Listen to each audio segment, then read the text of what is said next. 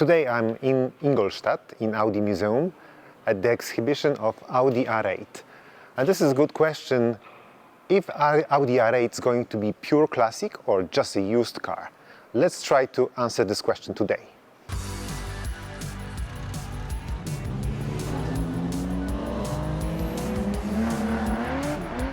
Witamy na kanale YouTube magazynu CLASSICAUTO.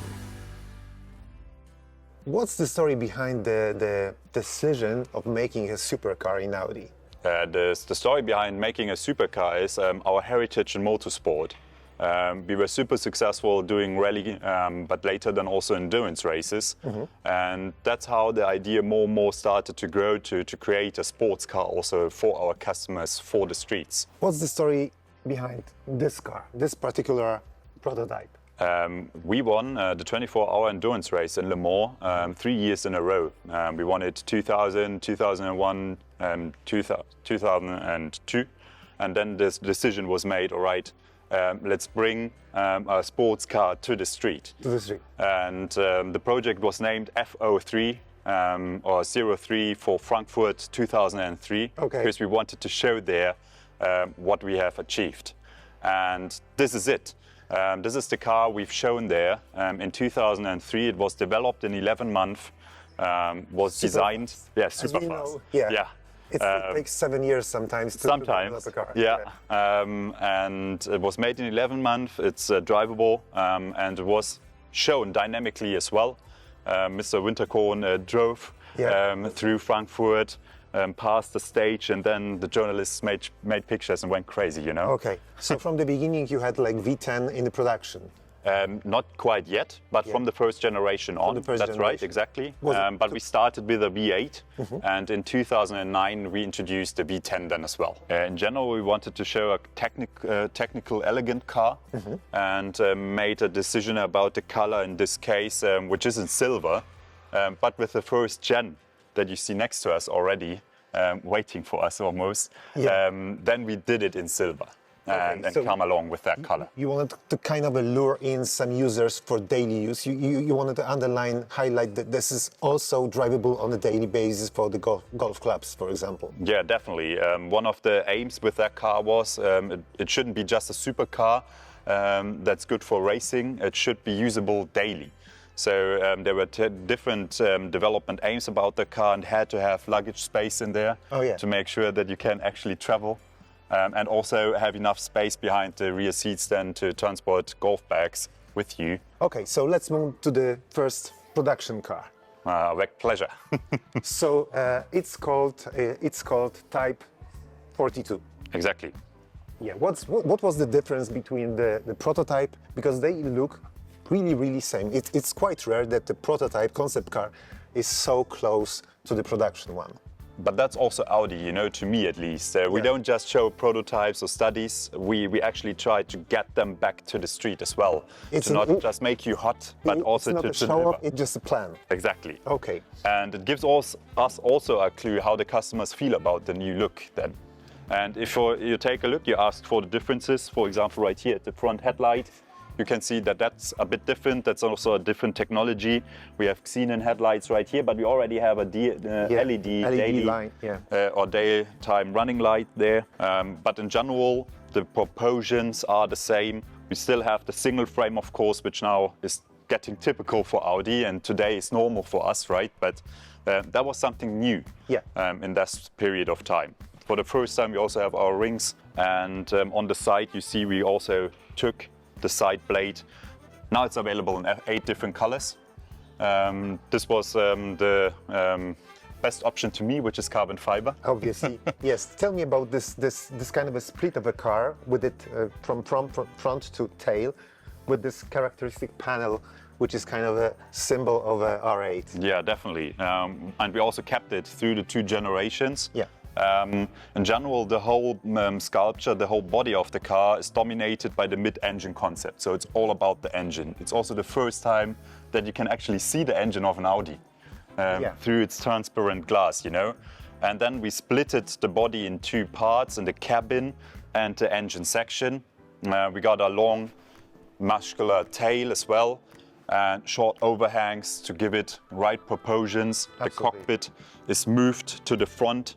Just to get the perfect balance. Perfect balance in proportions. It's a learning from a history where the Sport Quattros and Ur Quattros had a little bit of a problem with the balance with the engine in the front. Yeah, we have an opened gearbox there, which is fully made out of aluminum as well. And that's a look back or throwback to our race cars out of the 30s, our Silver Arrows, that already had those too. And we wanted to have it open and also to have it in a good quality, you know. So if you shift the gears, it also makes a nice click.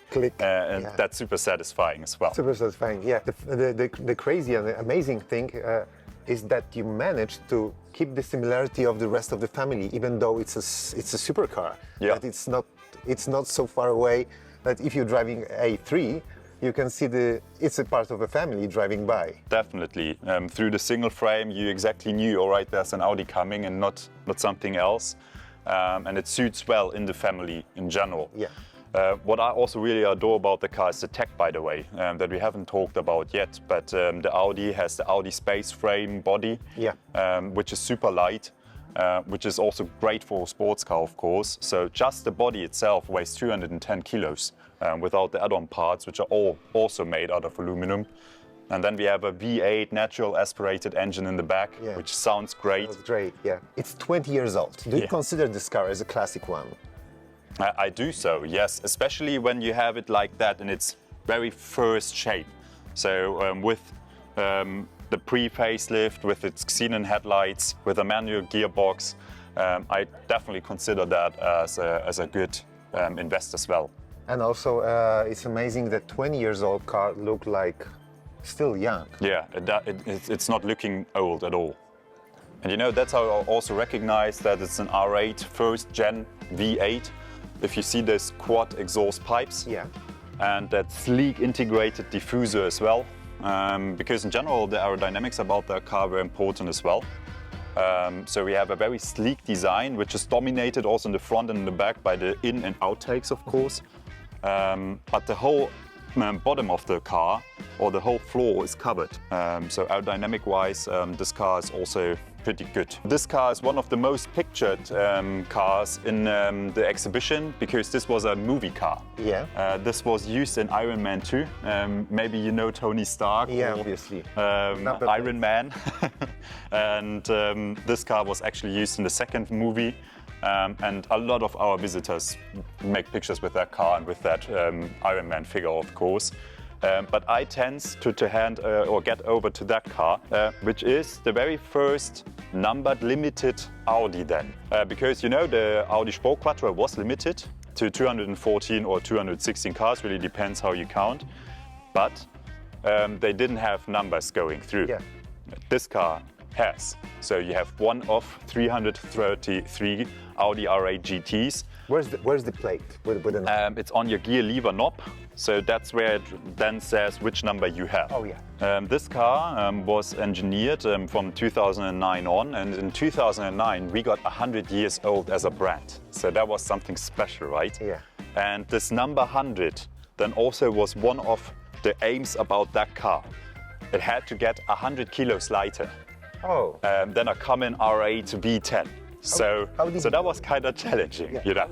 Did the Quattro in the first gen was an option, or no? It was standard equipped with maximum 30% to the front, 70 to the rear, and then of course it was able to change that also a bit. So it was kind of a rear-wheel drive vibe into. Definitely, because you know it's track or sports focused, so it should be, but it's still variable. And with the second gen, we then offered also, for the very first time once again in the new Audi history, a rear-wheel driven car then. Yeah. Yeah. So this is the first time, yes. Yeah, yeah, because you know the last Audi that had rear-wheel drive was 1939 introduced and was produced till 42 or so. So yeah. So what next? Next is the LMX, which is the very last R8 of the first gen, more or less, and the last limited edition, at least, of the first generation. Just 99 were produced, and right now we have just 3 colors. So you had the possibility to create crystal blue clear effect, Midas black metallic, or Daytona gray matte once again. Next to that change in aesthetics is especially the gearbox. Right now we don't offer an R-tronic anymore, we do offer an S-tronic, a dual clutch transmission, yes. which is in general quicker than the R-tronic there was before. So the speed enhancement of that car was a big step then as well. First gearbox was kind of an automated manual gearbox. Exactly, the R-tronic, yeah. If you like to, just as a last hint about that car then also moved its production site. Because before the cars were made in Neckarsulm, and with that car we changed to the Böllinger Höfe, which then also was one of our first plants that integrated an electric car in it, which was then the Audi e-tron, but next to a combustion engine car. Because of course we had in Brussels our fully electric power plant then as well. But this was the first time we combined those two technologies in one line together. Okay, and then I'd say we take a look over to the second generation. What you see then is that the lights got a bit tinier as before again. Right now we have an LED stripe going on like that, and those two columns there as well as a section, which is a reminiscence to our LMP sport cars. And what I really like about the before or pre-facelift is that we longered them with those two columns right here. And that makes the whole car a bit lower then as well in the looks. In general, the R8 got a bit wider, a bit lower, and a bit shorter as well. So in general, of course, even though it's a concept car, it shows you also the single frame design of the first generation, which is also a bit lower and more triangular as before. This car has a V8 engine, which is natural aspirated, but also has a desmodromic valve control from Ducati. Okay. Because in 2012... There was a connection with it. Exactly. I think Audi bought Ducati, right? Exactly, 2012. And we decided we get the best out of those two worlds together in that car and make a super high performance R8 version then. And this car then revs up to 11,000 RPM in its peak. Yeah, it will sound great. Yeah. Yeah, So it's a it's German crazy. car with a lot of Italian spices. Exactly, with a little bit of Italian spices. The maximum power was 700 horsepower. And the car is almost 90 kilos lighter than a standard R8 with all-wheel drive. I want to ask you about the color again. Yeah. Is it from Audi palette or Ducati palette? It's called Dynamite Red and it's from Ducati. It's from Ducati. And as you see, red and golden rims is also very Ducati style. And the sweet spot, as said before, for me is the back of the car.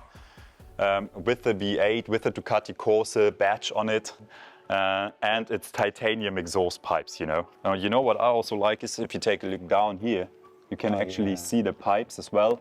And imagine you're driving that car in a dark night, you know, full speed, and then getting to a speed restricted area, and someone is driving behind you, and then they can actually see those parts in a super warm, shiny red because of the heat. And this idea is catching me. Yeah, no, not in Switzerland.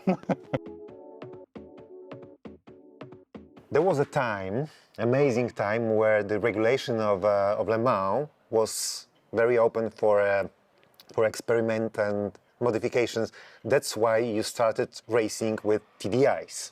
Yes. V12 TDIs, Yeah. which sounds crazy, but sounds very, very low on the track. In the beginning, maybe yes, but we changed that quickly. Yeah, and the gearbox was the loudest thing in the car.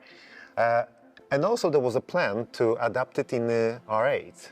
Yeah, and that's what you see right here. That is a concept car presented then also in 2008, which is the R8 V12 TDI concept, which has a V12 engine in the back, turbocharged, 500 horsepower and 1,000 Newton meters of torque, combined with a 6-speed manual.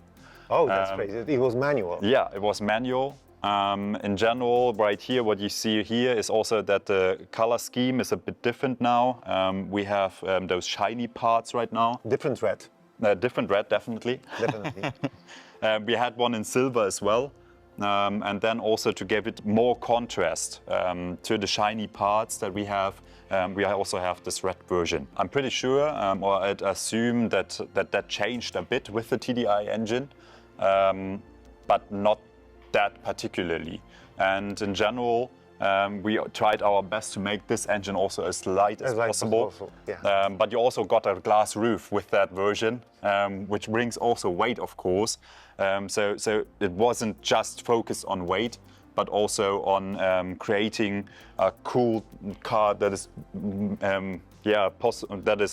offering you wide ranges. It didn't make to showrooms though, right? It didn't went to production. No, it didn't went to production. We made concept cars and introduced them also and showed them around, drove them, but not to the markets then. And if you take a look, by the way, you have a knuckle louver right here. Yeah. That is functional, you know. So the sound in the interior of the intake is special too. Sound again, yeah. Yeah. And in general, the R8 lives through its sound. That's for sure. What is kind of special also, of course, with that car is its steering wheel, but also its cockpit itself. Because if you take a look at that, you can see a hint what it's coming in the nearer future, because we have a start button at the steering wheel already. Also, you have the possibility to change your mode you want to drive in straight on the steering wheel as well. And the RPM measurement unit looks a bit different than in common R8s, because of course it's a diesel engine. 6,000. Yeah, 6 is the absolute maximum. And the engine itself maybe didn't make it in the R8, but it made it to the Q7. Yeah, the moment. Yeah, and that was a cool combination as well. Today is also one of those classic cars, if you want so, already, because it's getting old now as well. Getting old. Not always that, you know, if cars is getting old, it's going to be a classic. Yeah, maybe not, but those... R8, 100%, yes. Yeah, and the Q7 as a V12 maybe as well, because we produced not that many, so they will be definitely hard to find, and something maybe special, you know, because there aren't so many V12 TDI engines around. Rare for sure. Yeah. But this car kind of refuses to be classic. It stays, you know, young and young and young. Definitely. Yeah, that's amazing about this whole concept of R8. Do you consider R8 coming back to production? Because I think a lot of people are missing them in the showrooms. Yeah, we will see what the future brings and what our strategy is going to be like. I can promise you that we have enough ideas and emotional cars in the pipeline. That's for sure. So let's take a look over there at the second generation facelift version. And as you see, we had made slight changes there, especially at the rear with the big outtake right now and the 2 oval exhaust pipes, which are huge. And then if we move on and take a look in the interior, which is still the same in the second generation, but looks different compared to the first one. And for me, this is one of the best looking interiors we made back in the days. Because it's super clean, you know, it's super driver focused. We have the virtual cockpit right here from Audi for the second time. Yeah. And the dashboard itself resembles or looks like a part of an airplane, you know. Yeah. Also with those control units for the climate control, which looked like the turbine of the airplane. Really love that. And compared to the outcoming second generation R8, you see that the whole car seems a lot wider then, and not as low, just because we changed the front part. And that's what I really like about our design languages and small tiny changes that we do sometimes. The whole car looks different then, even though we didn't change that much. You only had the possibility to get it with an S-tronic gearbox and with the V10 engine. So no V8s anymore, just that V10, which then was also updated to make sure that it's holding the emissions for the upcoming years. And we kept it in line till 2024. And this over there is the very last one we have produced.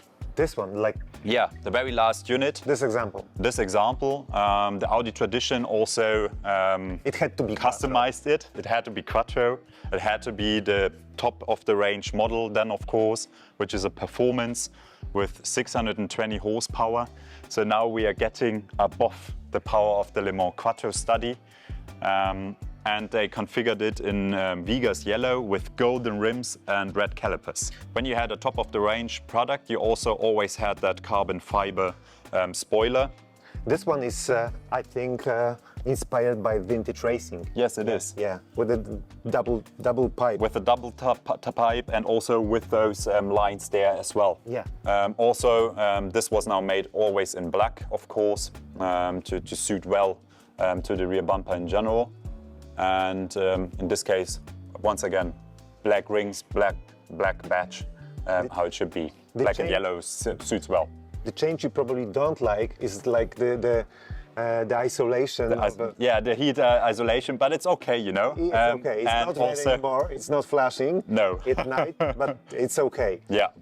But you know, I don't know if you've ever had the chance to see a 24-hour endurance race, but if so, you then probably saw also the catalysts in an R8 really almost burning, glowing redly in the nights. So there you can see it at least, so that's fine to me. In 2003, the regisseur of the movie I, Robot saw the Audi Nuvolari and he fell in love, you know? He adored that car and asked us if it's possible to create a Nuvolari looking like car for that movie. Okay. And we said, yeah, a Nuvolari car is okay, but we can do something even more impressive for the movie as a cop car, and we wanted to have a coupe. Yeah. And Mr. It's like 22 years old. Yeah. Mr. Höning then made the design for that car. It's super clean to me. It's looking like made out of one part, more or less. Super special features next to it, of course, as well. So in the movie, this car wasn't running on common tires or wheels. It was running on golf balls, you know, and was like that high rotative. Amazing. But the cabin is also way bigger. Yeah, the cabin is a bit bigger, a bit different integrated as the Le Mans Quattro. But if you take a look at the proportions in general, it's also a mid-engine dominated proportion car. We also have complete different doors installed here. We have reverse butterfly doors. You know, that look like an eagle that is landing quickly before its mouse or whatever it's hunting. So that's super cool. Yeah, and if that's a cop car, you know, I definitely take it. The movie was playing in Thank God they Chicago. didn't get in real life. Yeah. In Chicago 2035. And what I kind of like about that car too is that this car already had illuminated 4 rings, you know? And we're now bringing that to the 20 streets. years later, here we go. Here we go. Yeah. So that's cool to took me some as time. well. Yeah, but because their car is then acting in the future, you know, it's all right. So we are bringing the future now into reality.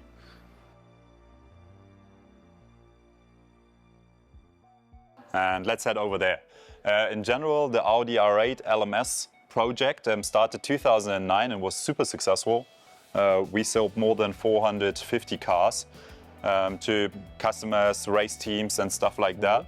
And in 2020, we introduced the Audi R8 LMS GT2, which has another base car underneath.